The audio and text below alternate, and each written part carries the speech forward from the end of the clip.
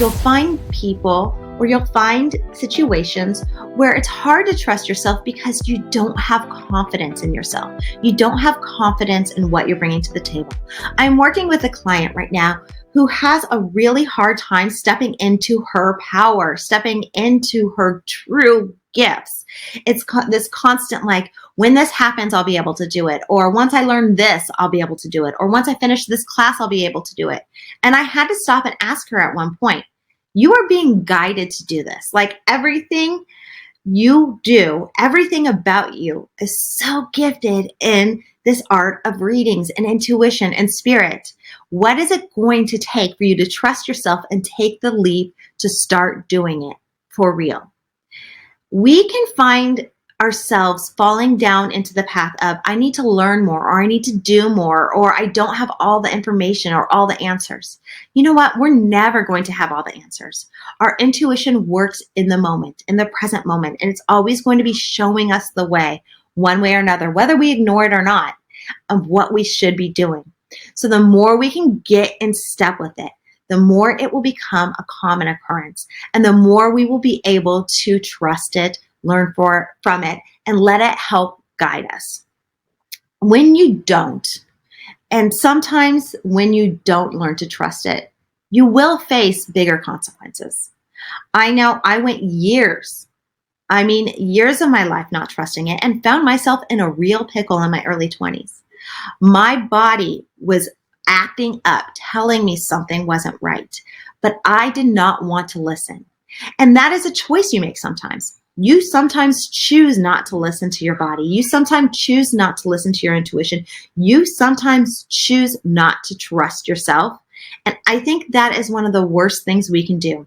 When I chose not to trust myself, when I chose not to trust my inner knowing, I wound up having to declare bankruptcy at 24 years old because I wrongly trusted someone, lived with him, allowed him to use a credit card and rack up a ton of charges, and then he got away scot-free.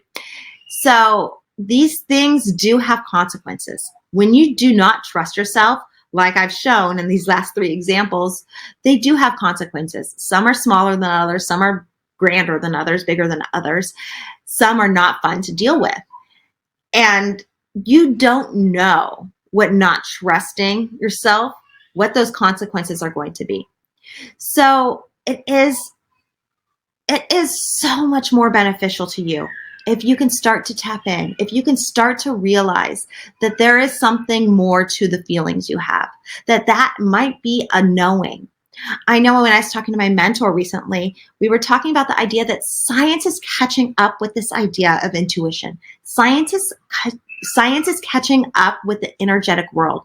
It is proving that your gut and your heart are just as intelligent and give you just as many signals as your brain. We have been so focused on using our brain, the logic side of our brain, in all of our decision making and all of our steps in life. And that leads to just a very boring, I would say, life, mundane life. It might be a safe life. You might be making choices that are on paper extremely safe, but you are not taking the chances that allow you to flourish. You are not understanding what this special magic in you has to share, because it is within all of us. I always come back to children, raising 2 young children. It is just so apparent to me. We are hardwired from birth to be intuitive. We are hardwired to be connected. We are hardwired with all the answers, but we shut them down. And it is not doing any of us any good. It is time to really step into our trusting ourselves. I think it's also very similar to the concept when people say you need to love yourself before you can love another. Well, you need to trust yourself before you can trust others. Your intuition will tell you who you can and can't trust. Your intuition will tell you if advice is good for you or not. Your intuition is there to be the scale. It's there to help direct you in the ways that you should move.